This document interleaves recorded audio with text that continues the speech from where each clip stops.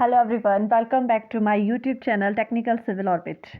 आज इस वीडियो में हम जो टॉपिक डिस्कस कर रहे हैं वो है कंस्ट्रक्शन मैनेजमेंट का टॉपिक, पर्ट सीपीएम का कंट्रोल ऑफ प्रोग्रेस। तो जो हम अपने कंस्ट्रक्शन साइट पे जो वर्क कर रहे हैं उसको किस तरह से हम कंट्रोल कर सकते हैं, किस तरह से हम उसकी प्रोग्रेस चेक कर सकते हैं, क्या क्या मेथड्स हैं प्रोग्रेस को रिकॉर्ड करने के, किस तरह से हम अपने प्रोग्रेस को एनालाइज कर सकते हैं, जो करेक्टिव एक्शंस हैं, जो कीपिंग हेड ऑफिस इन्फॉर्म्ड, या हमारा जो कॉस्ट ऑप्टिमाइजेशन है, इसको किस तरह से हम जो डिफ़ाइन कर सकते हैं वो हम इस वीडियो के अंदर समझेंगे। तो सबसे पहले हमें ये अंडरस्टैंड करने की ज़रूरत है कि व्हाट प्रोग्रेस इज़। सबसे पहले जो हमारा टॉपिक है कंट्रोल ऑफ प्रोग्रेस, तो सबसे पहले हमें इस चीज़ को डिफ़ाइन करना होगा कि प्रोग्रेस क्या है। प्रोग्रेस वर्ड से हम क्या समझते हैं? The progress refer to up-to-date quantities of the work done and services performed, that is actual achievement of the work at the site. Controlling, on the other hand, refers to the comparison of the actual achievement with the planned achievement at every step and taking corrective actions if found necessary to bring back to the work on schedule. तो सबसे पहले बात करते हैं कि progress क्या है। Progress जो हमारी टर्म है ये किस चीज़ को रेफर करती है? जो हमारी अप टू डेट क्वांटिटीज़ है वर्क की, उसको ये डिफाइन करती है। मतलब इन रियल जो हमने एक्चुअल अचीवमेंट है हमारी जो कंस्ट्रक्शन साइट पे, उस चीज़ को हम क्या कहते हैं? प्रोग्रेस। के एक्चुअल में जो हमारा काम है वो कितना हमने फिनिश अप किया है, क्या हमने अचीव किया है, कितना काम हम अपना ख़त्म कर पाए हैं कंस्ट्रक्शन साइट पे। हमारी जो वर्क साइट है, जो हमारी कंस्ट्रक्शन साइट है, जो उसमें हमने वर्क परफॉर्म करने थे, तो कितनी क्वांटिटी वर्क की या कितनी जो हमारी एक्टिविटीज़ हैं वर्क की वो कितनी हम परफॉर्म कर पाए हैं। That term is known as progress. Another term is controlling. What controlling is?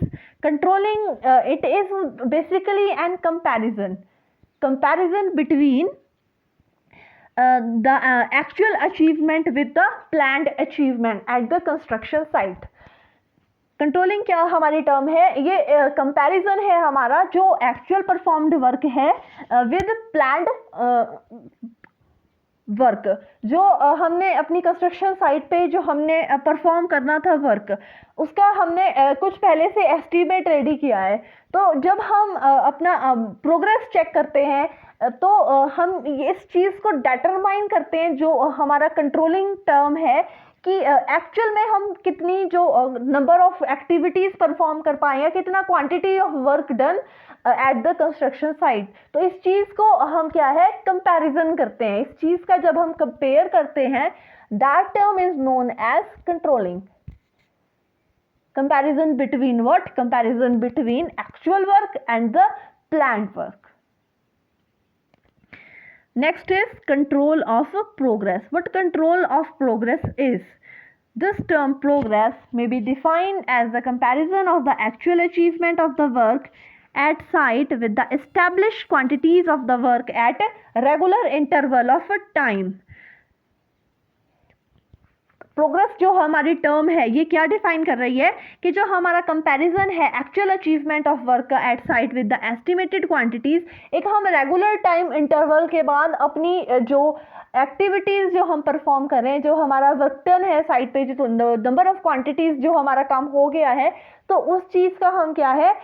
एक चेक कर रहे हैं। उस चीज़ को हम चेक कर रहे हैं कि क्या जो हमारे एक्चुअल अचीवमेंट है वो हमारे प्लान्ड वर्क से कितनी मिलती है, क्या हम उस टारगेट तक पहुंच पाए हैं, या हम उस टारगेट से भी बहुत पीछे हैं, या हम उस टारगेट से आगे हैं। तो इस चीज़ का जो कंपैरिजन है वो है हमारा progress. Control of progress refers to the comparison of the actual progress of the work with the estimated progress and taking corrective steps suitably to ensure that the project is completed in time at minimum practical cost, besides maintaining the quality of the work. तो control of progress जो हमारी term है, जैसे हम earlier भी discuss कर चुके हैं कि ये टर्म किस चीज़ को रेफर करती है कि हमारा जो एक्चुअल परफॉर्म्ड वर्क है, जो हमारा एक्चुअल प्रोग्रेस वर्क है, उसका हमने क्या है एस्टिमेटेड प्रोग्रेस वर्क से जो हमने प्रीवियसली जो हमने डिफाइन किया था उस वर्क से कंपैरिजन करना है। इसमें क्या है, हमने करेक्टिव स्टेप्स जो इन्वॉल्व हो सकते हैं कि इस चीज़ को हमने इंश्योर करना है कि हम जो अपना प्रोजेक्ट है उसको विद इन जो हमारा गिवन टाइम है, जो टास्क को परफॉर्म करने का टाइम है, जो हमारे प्रोजेक्ट को कंप्लीट करने का टाइम है, उस विद इन टाइम ड्यूरेशन हमें सबसे पहले तो टास्क को कंप्लीट करना है। उसमें क्या है, हमारा जो क्वालिटी है, क्वालिटी हमारी मेंटेन रहे और जो हमारी कॉस्ट है वो हम मतलब मिनिमम कॉस्ट में हम बेटर क्वालिटी दे सकें, और जो हमारा टाइम है उस टाइम का भी हमने बहुत ध्यान रखना है कि जो हमें टाइम ड्यूरेशन दी गई है टास्क को कंप्लीट करने की, उस प्रोजेक्ट को कंप्लीट करने की, उस टाइम ड्यूरेशन में हमें with maintaining the quality and with minimum duration उस अपने टारगेट को अचीव करना है। But next is purpose of progress control. तो पर्पस क्या है प्रोग्रेस कंट्रोल का, इससे हमें क्या बेनिफिट है अगर हम अपने जो वर्क है उसका कंपैरिजन करते हैं। तो सबसे पहले क्या है, it is necessary to ensure attainment of the goal according to planned work, so it gives confidence to the planner that the work is on schedule as per the plan. It gives satisfaction and assurance to the project owner that he is getting back for what he is actually paying. It forms the basis of the making payment to the contractor. It ensures corrective actions to be taken if there is lack of progress for rescheduling work to complete the project in time. It ensures satisfactory quality of the work in accordance with the prescribed specification. It enables control of the cost so that the project is completed within the estimated amount. तो purpose क्या है हमारा progress control का, progress control का जो हमारा purpose है, सबसे पहले तो ये इस चीज़ के लिए नेसेसरी है कि इससे जो हमारा गोल है उस चीज़ को हम वेल प्लान कर सकते हैं। इससे क्या है कि जो प्लानर है उसको एक विश्वास रहेगा, उसको एक ट्रस्ट रहेगा कि जो हमने शेड्यूल किया है अपनी एक्टिविटी को, जो हम जिस तरह से हमने परफॉर्म करने के लिए शेड्यूल किया है उस तरह से हमारा जो काम रन हो रहा है, हम अपना टारगेट जो है वो अचीव कर लेंगे। नेक्स्ट इससे क्या है कि जो प्रोजेक्ट ओनर है उसको भी इस बात की सेटिस्फेक्शन रहती है कि अगर हमारा काम सही ढंग से चल रहा है तो मतलब कि जो जिस चीज़ के लिए मैं एक्चुअली मैं पे कर रहा हूँ मुझे उस चीज़ का फीडबैक भी मिल रहा है। इससे क्या है जो हमारी पेमेंट्स है एक कॉन्ट्रैक्टर को, ठीक है, इसके उससे भी क्या है उसके जो बेसिक हमारी इंस्टॉलमेंट्स हैं जो हमें कॉन्ट्रैक्टर को मिलनी है, तो उसके लिए भी क्या है हमारा एक बेस तैयार रहता है। इससे क्या है कि हम जो अगर सपोज के अगर हम अपना जो वर्क है उसका कंपैरिजन करते हैं, सपोज इफ अगर हमारा वर्क उस शेड्यूल के हिसाब से गोइंग ऑन नहीं है तो एट दैट स्टेज हम उसमें क्या है करेक्टिव मेजर्स सोच सकते हैं, हम राइट स्टेप ले सकते हैं ताकि जो हमारा वर्क है उसको हम सही ढंग से आगे फर्दर कंटिन्यू कर सकें। तो ये जो चीज़ है हमारा ये राइट टाइम है कि जब हम करेक्टिव एक्शंस प्लान करें जिससे कि हमारा जो प्रोग्रेस है वर्क की वो हमें आउटपुट उस चीज़ का मिले, ये हमारा जो वर्क है वो हमारा डिले ना हो।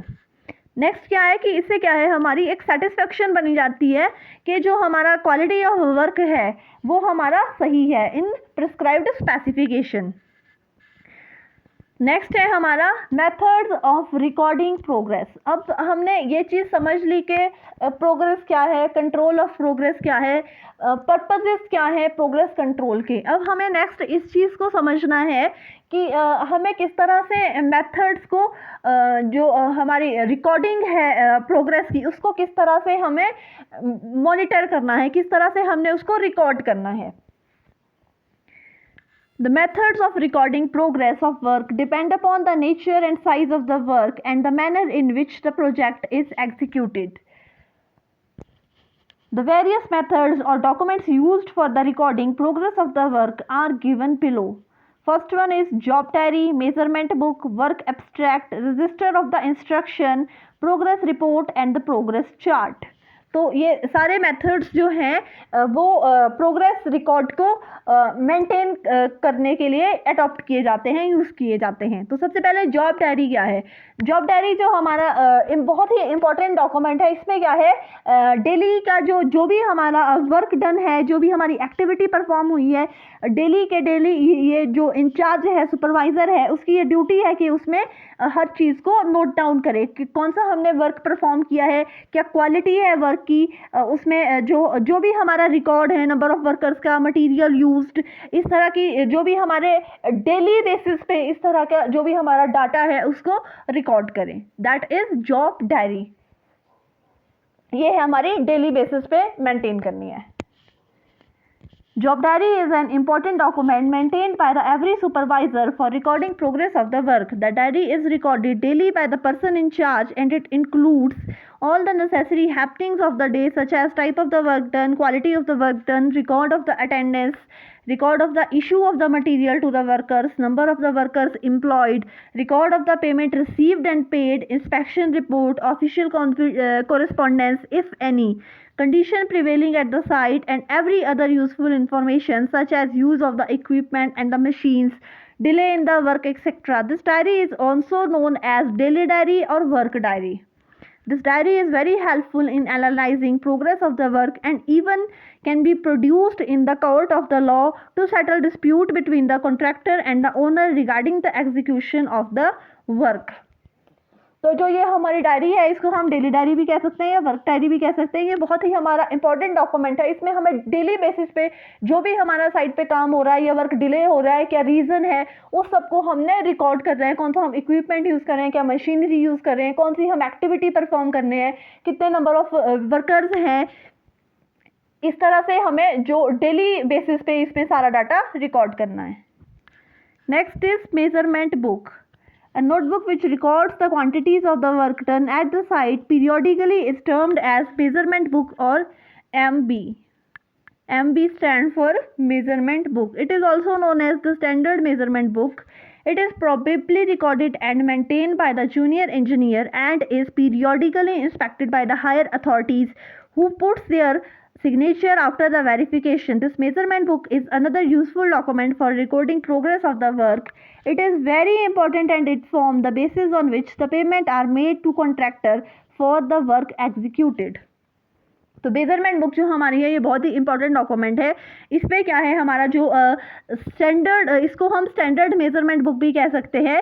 जो जूनियर इंजीनियर है उसकी ये ड्यूटी है कि इसमें वो प्रॉपरली जो हमारा जो इंस्पेक्शन है जो हायर अथॉरिटीज़ के द्वारा की गई हैं उसको इसमें राइट डाउन करे और उसकी क्या है प्रॉपरली वेरिफिकेशन की जा सके। ये भी एक बहुत ही यूज़फुल डॉक्यूमेंट है प्रोग्रेस रिकॉर्ड को चेक करने का।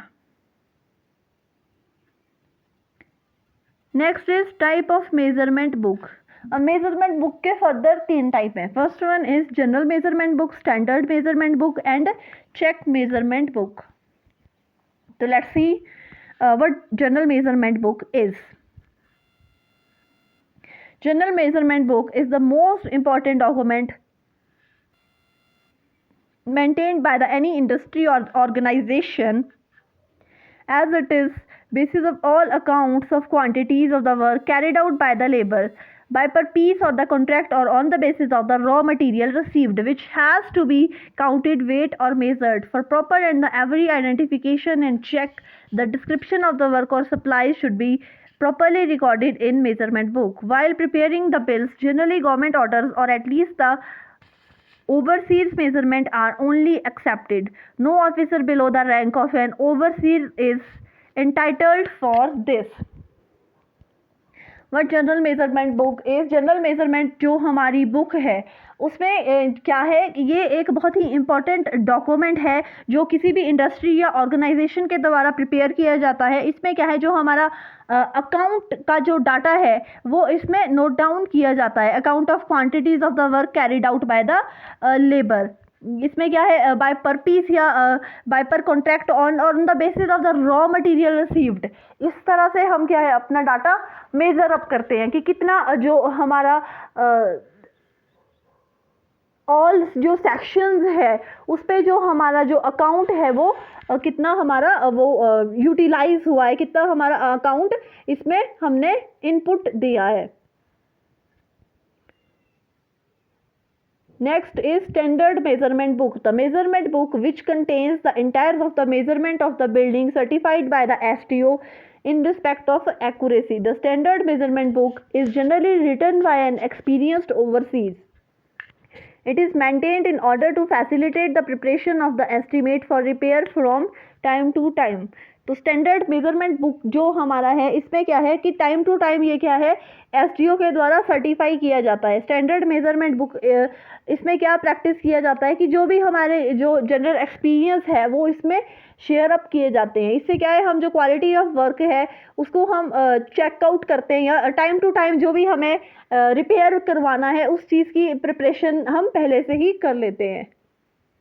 इसके जो पर्पसेस है इस बुक को बनाने के, तो पर्पसेस हमारे क्या है एसएमबी बुक के, सबसे पहले इसका जो पर्पस है वो क्या है कि जो ये हमारे को एक प्रिपरेशन हमें मिल जाती है एक चीज़ की, किस चीज़ की हमें प्रिपरेशन मिल जाती है कि जो हमें पीरियोडिकली रिपेयर वर्क करना है उसके लिए एक तो हमें प्रिपरेशन करने का टाइम मिल जाता है, एक हमें एस्टिमेट मिल जाता है कि हमें जो रिपेयर वर्क है वो किस तरह से शेड्यूल करना है। सेकेंडली क्या है, it says times of measurement of the building as once entered in the SMB the in-charge is not suppose to repeat the measurement. इससे जो हमारी मेजरमेंट है बिल्डिंग की वो भी क्या है सेव होती है। Next one is advantages of SMB. Following are the advantages of SMB. तो एसएमबी के क्या एडवांटेजेस हैं? सबसे पहले तो एसएमबी का ये एडवांटेजेस है, जैसे एज अर्लियर हमने पर्पस में भी डिस्कस किया। एसएमबी का जो एडवांटेज है वो ये है कि इससे हमें एक प्रिपरेशन करने का टाइम मिल जाता है। इससे हमें जो हमने रिपेयर वर्क करना है टाइम टू टाइम उसके लिए हमें एक एस्टिमेट मिल जाता है।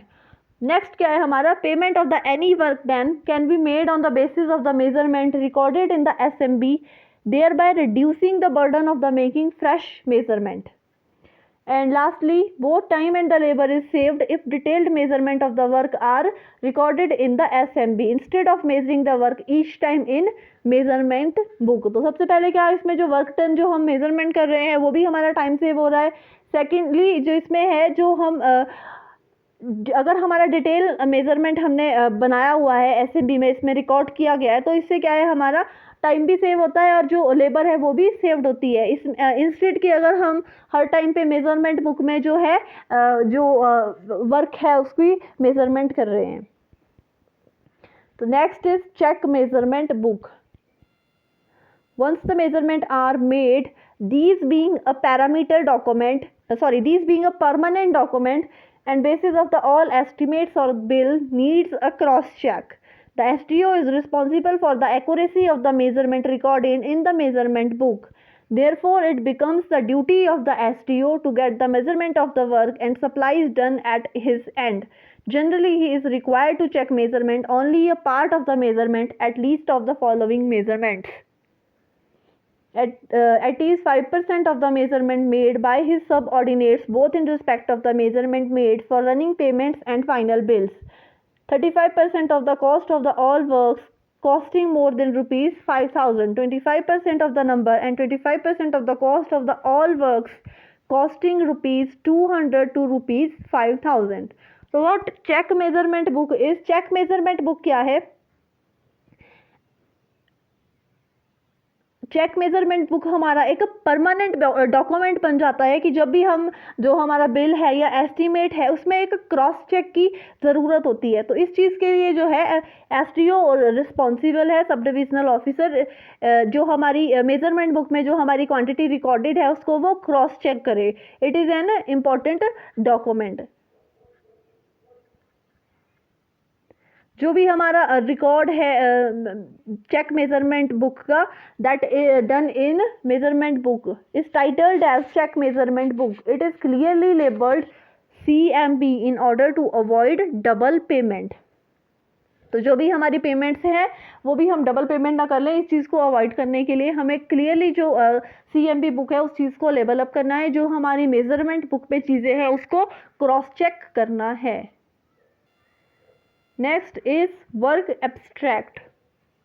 It shows the up-to-date progress of the each item of the work serially, and it is an independent check on the actual progress of the work. It is prepared from the quantities of the work recorded in the measurement book and includes detail of the different subhead item also. The material issued and the total expenditure on the work are also recorded in work abstract in PWD Public Work Department. The work abstract prepared by the SDO is inspected by the Axion once in a month to check the progress. तो work abstract क्या है? Work abstract हमारा क्या है कि up to date जो progress है work का, दैट इज वर्क एब्स्ट्रैक्ट. इस पे क्या है हमारा, ये जो हम क्वांटिटीज़ हैं हमारा जो वर्क रिकॉर्ड किया है मेजरमेंट बुक में, या ये क्या इंक्लूड करता है, जो हमारे डिफरेंट सब हेडिज हैं, आइटम्स हैं, जो मटेरियल इशू हुआ, जो हमारा टोटल एक्सपेंडिचर जो एक काम को परफॉर्म करने के लिए हुआ, जो एक एक्टिविटी को परफॉर्म करने के लिए हुआ. तो इस तरह से क्या है ये चीज़ें इसमें रिकॉर्ड अप की जाती हैं.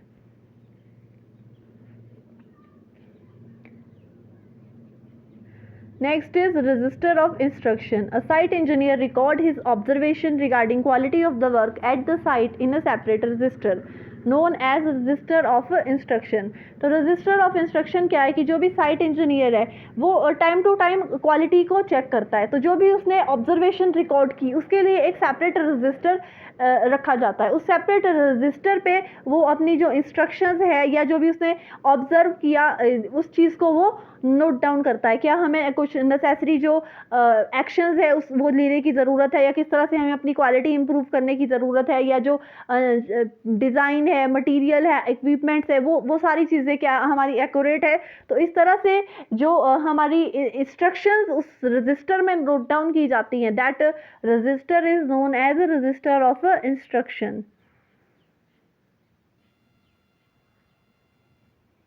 Next is progress reports and progress chart. The special report prepared by the engineer in charge at regular interval to report to the owner and head office concerned regarding the actual progress of work done are known as progress report.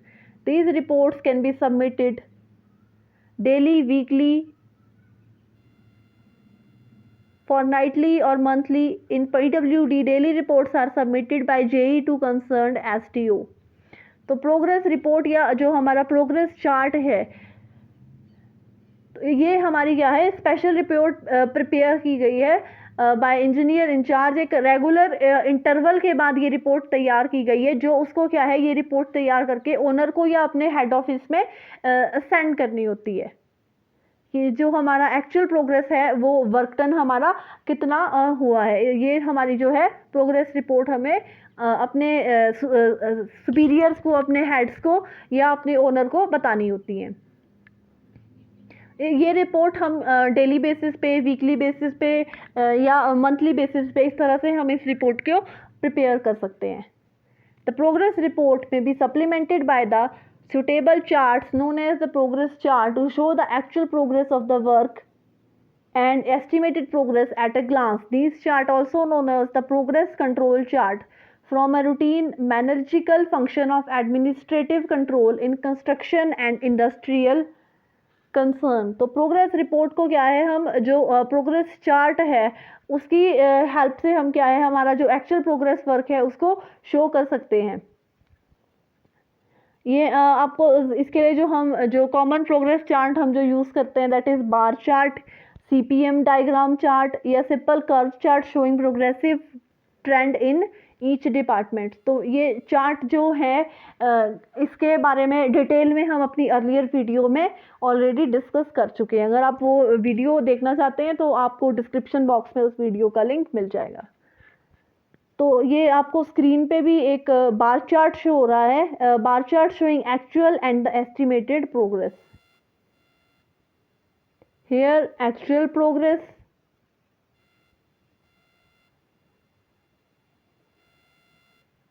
planned progress.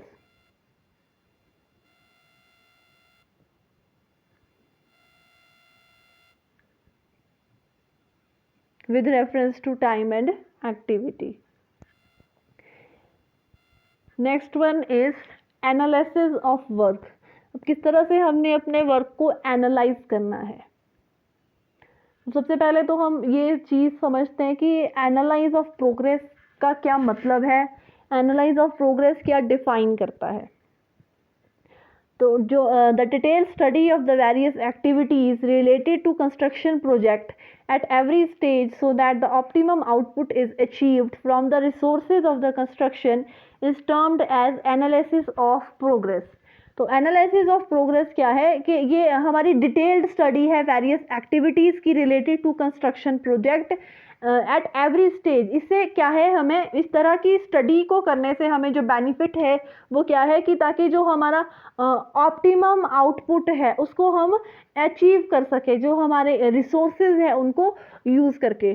तो हमारा जो resources है किसी भी construction project में, जो हमारे resources हैं, मेन हमारे रिसोर्सेज है man, machines, material and money. तो इसका हम क्या है ऑप्टिमम यूटिलाइजेशन कर सकें ताकि इस रिसोर्सेज के द्वारा हम अपने टारगेट को as soon as possible achieve कर सके। तो इस चीज़ की जो हमारी डिटेल स्टडी है at every stage of the work, that is known as analysis of progress. The increased productivity of man and machine is an important factor in construction project and is one of the major objective of the construction management।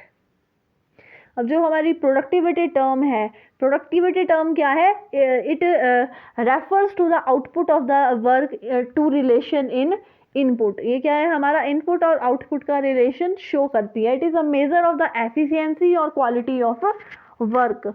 The analysis of the progress, that is productivity analysis, is carried out with the help of following major tools। तो कौन कौन से tools हम use कर सकते हैं analysis के लिए, analysis of progress. First one work study, second one operational analysis, third one process chart. तो सबसे पहले हमारा क्या है वर्क स्टडी। ये हमारा बहुत ही इंपॉर्टेंट टूल है। इस टूल के क्या है दो पार्ट्स हैं। कौन कौन से दो पार्ट ये कंसिस्ट करता है, first one is motion study और method study, second one is time study और वर्क स्टडी। तो मोशन स्टडी हमारा क्या है, it is a scientific study about the method of the work involved in a particular operation for increasing productivity by optimum use of resources, that is minimizing the efforts for accomplishment of the job।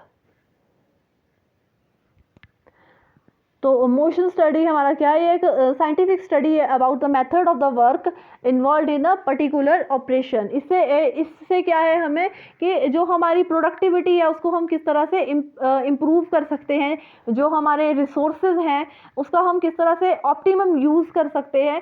ये जो हमारी study है that is known as motion study. हमें क्या है जो अपने effort है उनको मिनिमाइज करना है और जो हमारी आउटपुट है उसको हमने क्या है इंक्रीज करना है। हमारी प्रोडक्टिविटी ज़्यादा हो, हमारे जो एफर्ट्स हैं वो हमारे कम हो। इनपुट हमारा हमने जो है वो कम रखना है, आउटपुट हमारा ज़्यादा हो। इस तरह से हमने अपने रिसोर्सेज को यूटिलाइज करना है। तो इसके लिए हमारे जो है हम various stages to carry out motion study are given below. Select the particular job which is required to be analysed और improved. Record all the necessary information related to existing method involved. The work may be involved in such analytical study by motivating them. Questionnaires may be put to the different workers as given below. What is the purpose of your operation? How it is done? Where it is done? When it is done? What are the shortcomings? How it can be done? Where it can be done, when it can be done, what exactly is required to be done, what necessary steps can be taken to improve the method। तो ये हमारा जो analysis के जो हमारी stages है वो हमने डिस्क्राइब की है। Next one is time study. With the help of the method study or motion study, we are successful in finding new method or technologies. But time study is also necessary to find out certain activities which are less time consuming as compared to the other and therefore may prove to be economical. It is also helpful to discover standard time of an operation, that is the time taken for which an average worker can work without any physical or the mental strain. The time study is carried out in the following steps. तो हमारी जो time study है वो क्या है कि जो हमारा मोशन स्टडी मेथड था उसमें क्या है, हमने सक्सेसफुल मेथड फाइंड आउट कर लिए, हमने न्यू टेक्नोलॉजीज फाइंड आउट कर लिए कि किस तरह से हमने अपनी एक्टिविटी को परफॉर्म करना है। बट जो हमारी टाइम स्टडी है ये भी बहुत ही इंपॉर्टेंट फैक्टर है कि विद इन गिवन टाइम हमने अपने एक्टिविटी को किस तरह से परफॉर्म करना है। जो हमारा सर्टेन एक्टिविटीज़ हैं जो लेस टाइम कंज्यूमिंग है एज कम्पेयर टू अदर, इस तरह से हमारा जो कंस्ट्रक्शन का जो काम है वो क्या है, इकोनॉमिकल प्रूव होता है। ये हमें एक स्टैंडर्ड टाइम डिस्कवर करने में भी हेल्प करता है।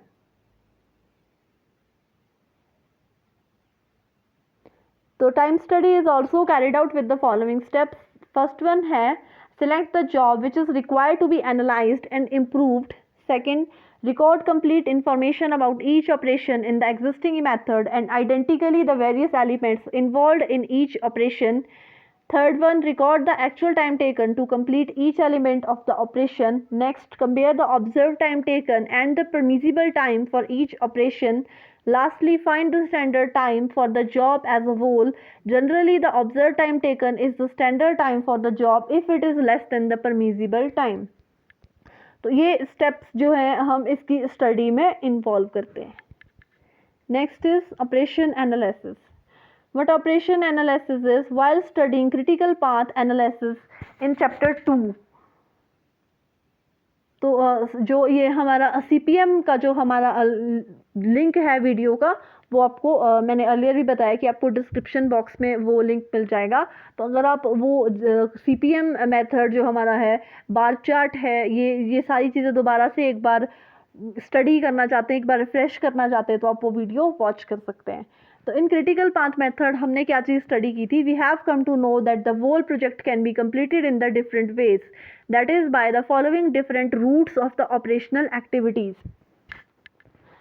Similarly, each operation in a job can be performed in a number of the ways. These different ways of the performing operations are recorded in motion and the time study. The critical examination of these alternative methods and finding the best way of the performing work is operational analysis. Thus, operational analysis may be defined as critical study of the different alternative methods of doing productive work and arriving at best and economical method. तो CPM method में हमने ये सीखा था कि किसी भी operation activities को जो हमारा करने का जो तरीका है उसके हमारे क्या है, डिफरेंट रूट हो सकते हैं। सिमिलरली जो हमारा ईच ऑपरेशन है in a job that can be performed in number of ways. तो जो हमारा ऑपरेशनल एनालिसिस है वो इसी चीज़ को डिफाइन करता है। जो हमारी क्रिटिकल स्टडी है, जो हम डिफरेंट अल्टरनेटिव्स अडॉप्ट करते हैं, इससे क्या है, जो हमारी प्रोडक्टिविटी हमारी इंक्रीज होती है और जो हमारा जो बेस्ट सूटेबल टाइम में और विद इकोनॉमिकल मेथड हम जो अपना टारगेट है वो अचीव करते हैं। तो that study is known as operational study, to do work with alternative method and arriving at the best and the economical way. The purpose of the operational analysis is to find out the method which is most economical, to find out the method which consume less time, to find out the method which involves minimum wastage of the material, to test method which involve less number of the laborers or ideal combination of the man and the machines. तो ये हमारे क्या है, purposes हैं operational analysis के। जैसे हमने earlier भी डिस्कस किया था, जो हमारे मेन रिसोर्सेज हैं, man, material, machine and money, तो उसका हमने किस तरह से यूटिलाइजेशन करना है, that is most important. Next one is process chart. The graphical representation of the various elements involved in an operation is a sequential manner are called process chart, or simply the graphical representation of an operation analysis is a process chart. तो process chart हमारा क्या है, ये एक graphical representation है किसी भी operation को परफॉर्म करने की, that is known as process chart. ये आपको एक टेबल स्क्रीन पे शो हो रहा होगा जिसमें जो नंबर ऑफ एक्टिविटीज़ को हम किस तरह से सिंबल से मेंशन कर सकते हैं, ये आपको बताया गया है। तो इसी तरह से हमें जो ये एग्जाम्पल है, इस एग्जाम्पल में जो हमारी डिफरेंट एलिमेंट्स हैं, जो डिफरेंट एक्टिविटीज़ हैं इस ऑपरेशन को परफॉर्म करने की, उनको हमने क्या है इन सिंबल्स के द्वारा रिप्रेजेंट किया है. That is known as a process chart.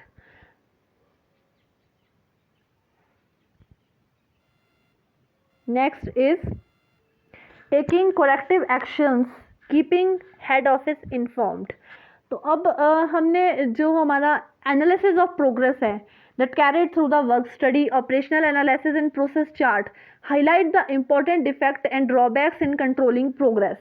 Some of the important drawbacks are enlisted below. जब हमने एनालिसिस किया वर्क स्टडी मेथड से, ऑपरेशनल एनालिसिस से या प्रोसेस चार्ट से, तो हमें कुछ इम्पॉर्टेंट डिफेक्ट्स या जो हमारे ड्रॉबैक्स हैं कंट्रोलिंग प्रोग्रेस के, उनको हाईलाइट करना है. तो जो हमारे इम्पॉर्टेंट ड्रॉबैक्स हैं वो हमें इस तरह से बताए गए हैं. Construction material not supplied at proper time, equipments not in proper working condition, lack of repair and the maintenance, lack of consistent supervision, labor shortage, low output due to inefficient workers, poor working condition at the site, routine power failure due to frequent electricity cuts. तो जो हमें जो important जो drawbacks हैं जो किसी भी construction site पे फाइंड किए जा सकते हैं, तो वो क्या है कि जो हमारा मटेरियल है वो प्रॉपरली हमें सप्लाई नहीं मिल रही है, या जो हमारे इक्विपमेंट्स हैं वो प्रॉपरली वर्किंग कंडीशन में नहीं है, जो हमारा सुपरवाइज़र है वो हमारा जो वर्क की कंसिस्टेंसी है वो उसको मेंटेन नहीं कर पा रहा है, लेबर की हमारे पास शॉर्टेज है, या हमारे पास इनएफिशिएंट वर्कर हैं, या जो हमारी वर्किंग कंडीशन है साइट की दैट इज़ वेरी पुअर, या हमें रूटीन पावर फेलर से हम सफ़र हो रहे हैं, तो रूटीन पावर फेलर का हमें सामना करना पड़ रहा है. तो ये सारी चीज़ें क्या है किसी भी कंस्ट्रक्शन साइट पे देखी जा सकती है. ये जो हमारे जो मेन ड्रॉबैक्स हैं इनको हमें हाईलाइट करना है, और इसके बारे में हमें जो हमारे कंसर्न डिपार्टमेंट है, जो हमारे हेड्स हैं, ओनर है, उसको हमें इन्फॉर्म करना है. इसके लिए हमें करेक्टिव एक्शंस लेने हैं जो ताकि हम जो हमारा टारगेट है उसको with in given time and economically achieve कर सकें. It is the utmost duty of the site engineer to take immediate corrective actions to remove the above drawbacks and bring the progress of the work online. All the corrective actions should be taken by the engineer in charge in construction in consultation with the senior official at the head office. The continuous feedback to the head office concerned is essential for promote reply regarding approval of the corrective actions to be taken to control the progress. तो जो भी हमारे ये drawbacks थे इनके लिए हमने corrective actions लेने हैं, और इन ड्रॉबैक्स को हमने मिनिमाइज़ करना है ताकि हमारी जो वर्क की क्वालिटी है वो इम्प्रूव हो सके. सेकेंडली, हम अपने टारगेट को with in given duration achieve कर सकें. थर्डली, जो हमारे जो रिसोर्सेज हैं उसको हम सही तरह से यूटिलाइज़ कर सकें. ऑप्टिमम यूटिलाइजेशन हमारे रिसोर्सेज की, और हमारी हम जो प्रोडक्टिविटी है उसको हम इंक्रीज़ कर सकें. तो ये कुछ जो हमारे जो इम्पोर्टेंट जो हम एक्शंस ले सकते हैं ड्रॉबैक्स को मिनिमाइज़ करने के लिए, वो हम डिस्कस करते हैं. फर्स्ट वन क्या है? The construction material should be procured well in advance and supplied at appropriate time. Reminder should be issued immediately if the supply is not received in time, and head office be informed to arrange for the alternatives.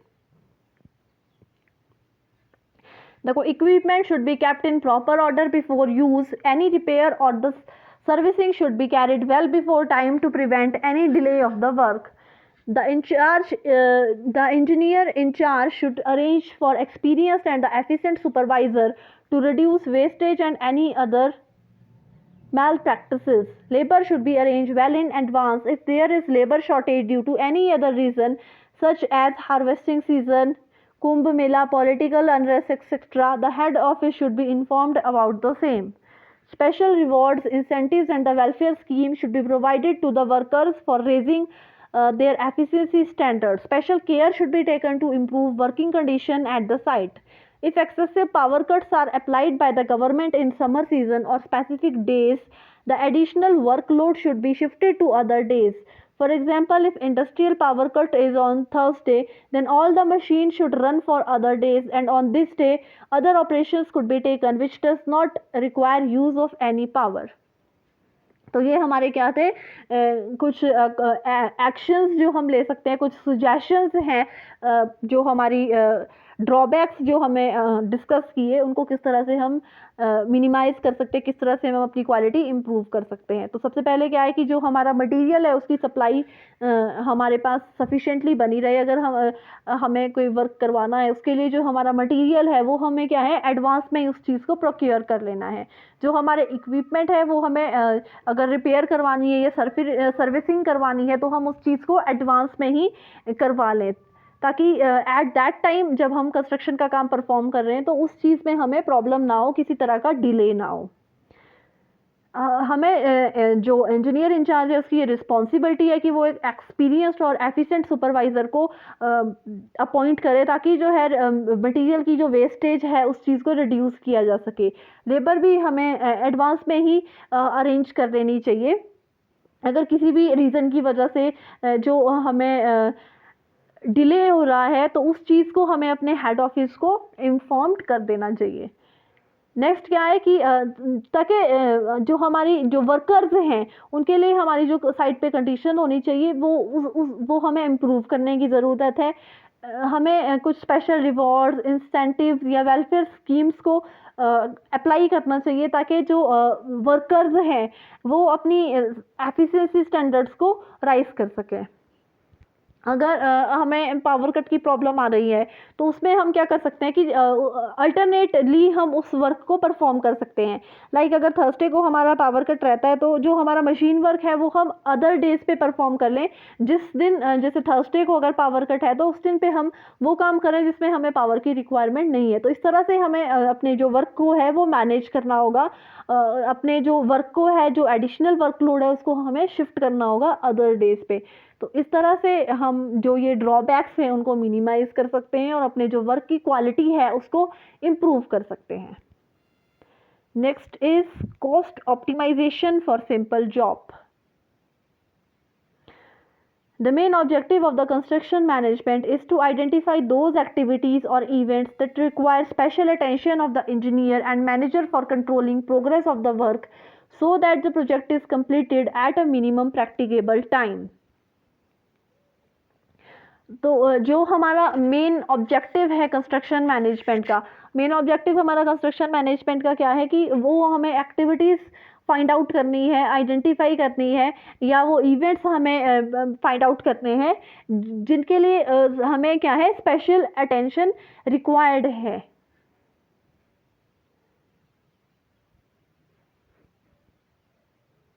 For example, in case of the military war, construction of the bunkers or development of the new weapons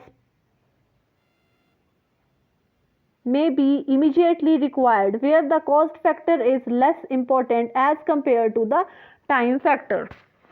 तो हमें क्या है, जो हमारा special intention है जिस activity को perform करने की, उस चीज़ पे हमें ज़्यादा फोकस करना है। सपोज के अगर वॉर का टाइम है तो हमें जो हमारी प्रायोरिटी है वो ये है कि हम जो बंकर्स क्रिएट करें या जो हमारे वेपन्स हैं वो हम प्रोवाइड करें। उस समय पे जो हमारी डिमांड है वो ये है कि हम वॉर के टाइम पे जो बंकर्स की कंस्ट्रक्शन है वो करें। एट दैट टाइम जो हमारा कॉस्ट फैक्टर है वो थोड़ा लेस इम्पॉर्टेंट है as compare to time factor. तो इसी तरह से हमें कंस्ट्रक्शन साइट पे भी ऐसी एक्टिविटीज़ को फाइंड आउट करना है, ऐसे इवेंट्स को फाइंड आउट करना है जिसमें हमें क्या है, स्पेशल अटेंशन रिक्वायर्ड है।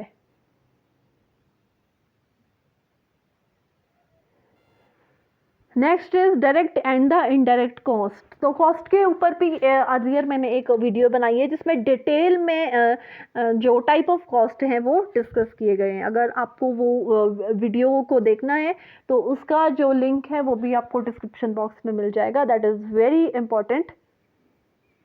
तो इस वीडियो में हम ये डिस्कस कर लेते हैं what direct and indirect cost is.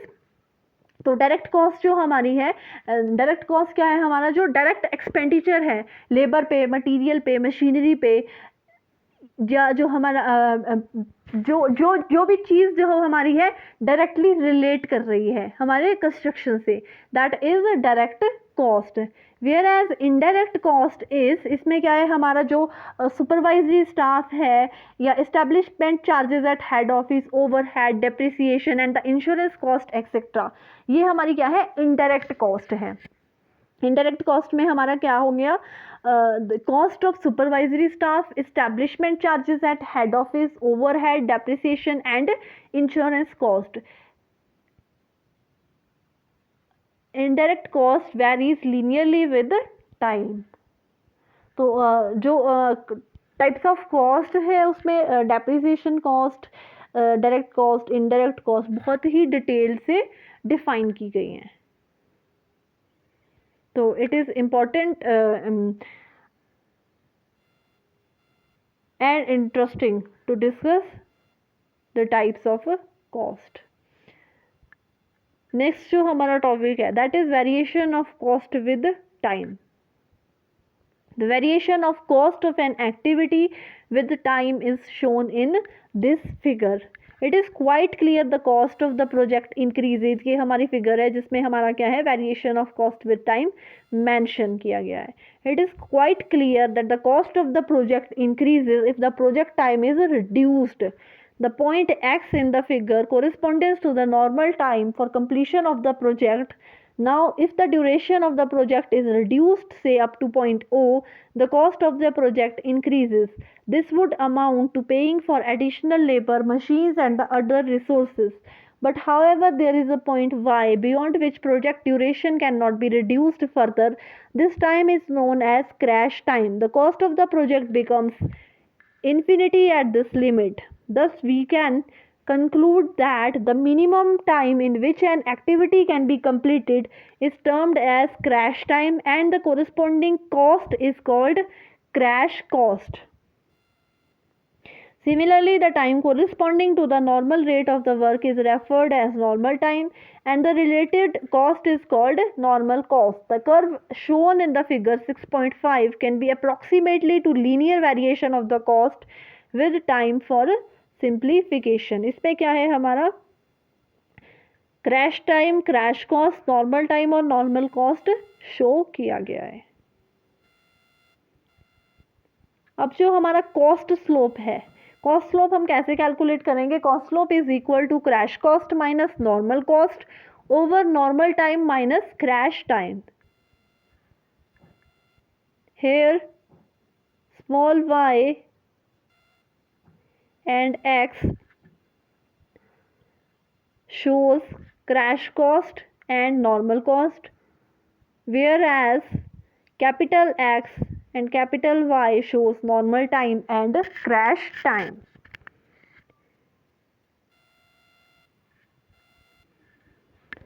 ये हमारा जो कॉस्ट स्लोप है उसको फाइंड आउट करने का फॉर्मूला है। Next is cost optimization. The total cost of the project is equal to the sum of the direct and the indirect cost. There is always a point on the curve between crash time and the normal time, whereas the tangent is likely to become horizontal. ये देखिए, ये जो हमारी diagram है cost optimisation की,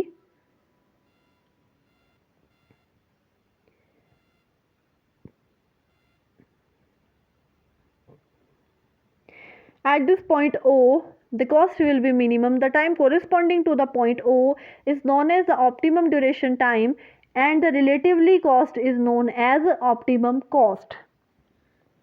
तो एक जो हमारा पॉइंट है, एक पॉइंट पे हमारी क्या स्टेज है where cost will be minimum. At point O जो हमारी कॉस्ट है that will be minimum. The time corresponding to point O is known as optimum duration time and related cost is known as optimum cost. At point O हमारी क्या है, the cost will be minimum. So while decreasing the time of the project, the effort should be put to arrive at the optimum duration. The method of the cost optimization is given below. किस method से जो हम cost optimisation है उसको हम find out कर सकते हैं। सबसे पहले क्या है, determine cost time relationship of the various activities of the project from past record of their completion, determine cost slope of all activities. सबसे पहले हमें क्या है, कॉस्ट स्लोप फाइंड करना है। कॉस्ट स्लोप हम कैसे फाइंड करेंगे, कॉस्ट स्लोप फाइंड करने का फॉर्मूला है crash cost minus normal cost over normal time minus crash time. Next क्या है, find the total cost of the project which include sum of the direct and the indirect cost from the network and the both normal and the crash time. Third one is crash the critical activity of the normal time network having the least cost slope. Start with the duration of 1 day. Lastly, again calculate the total cost by redrawing network and continuous crashing till the duration just approaches crash time. Draw a curve corresponding to the total cost and the time for the project and calculate the optimum cost and optimum duration. The optimum cost is the least total cost of the project and the corresponding duration is optimum duration. So here we have a problem showing cost optimization for simple jobs. A project network is shown in this figure 6.8.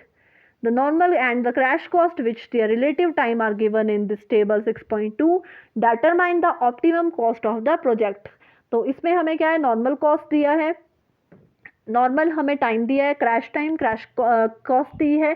इसके लिए हमें क्या है, optimum cost find out करनी है। तो सबसे पहले तो हमें कॉस्ट स्लोप फाइंड करना था, जैसा कि हमने इस स्टेप में डिस्कस किया।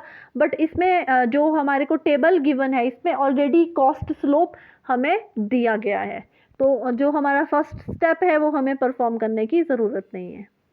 तो आगे आते हैं। Let us calculate the total cost of the project by considering normal rate of work. तो सबसे पहले जो हमारा नॉर्मल टाइम है, activity 1 to 2, 2 to 3, 3 to 4, normal time हमारा है 4, 8, 6। तो टोटल हमारा जो ड्यूरेशन हो गई दैट इज 18 डेज। तो टोटल कॉस्ट हमारी है direct cost plus indirect cost. Direct cost हमारी कितनी है, 1500, 400, that is already given in table 6.2. Now direct cost plus indirect cost. अब indirect cost कितनी है, the indirect cost of the project is ₹500 per day. Total duration हमारी 18 days है, तो indirect cost हमारी हो गई 18 मल्टीप्लाई बाई 500। तो इस तरह से हम टोटल कॉस्ट फाइंड आउट कर लेंगे by adding direct cost and indirect cost. Next, total cost of the project considering minimum duration that is crash time. तो हमें क्रैश टाइम देखना है ईच एक्टिविटी का, दैट इज 2, 6 एंड 4। तो total duration हमारी कितनी हो गई, 12 डेज। तो let's find out the total cost that is direct cost plus indirect cost. तो इनडायरेक्ट जो हमारी कॉस्ट है that is equal to 500 multiply by 12 days. Indirect cost जो है वो हम कैसे फाइंड करेंगे, by adding crash cost that is given in table 6.2। तो इस तरह से हम क्या है, टोटल कॉस्ट फाइंड आउट कर लेंगे। Now for the cost optimisation we have to crash the time of the activities which are critical. These can be considered one by one, but let us consider all the activities to be critical and crash at the time by each by 1 day. Therefore the network becomes, इसमें हम क्या है 1 day और add करेंगे, यहाँ 2, 3, 6 की जगह 7 instead of 4, 5। तो टोटल हमारा जो ड्यूरेशन हो गया ईच एक्टिविटी को परफॉर्म करने का that is equal to 15 days. Then total cost हमारी हम कैलकुलेट करेंगे that is direct cost plus indirect cost.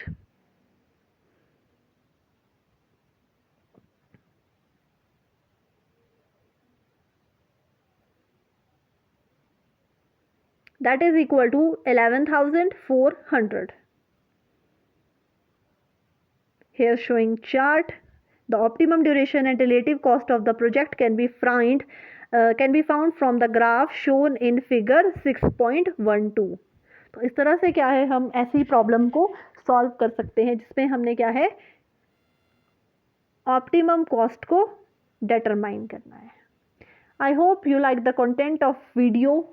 For watching more videos on civil engineering concept. Like, share, and subscribe my YouTube channel, Technical Civil Orbit. Keep watching, keep supporting. Thank you, everyone.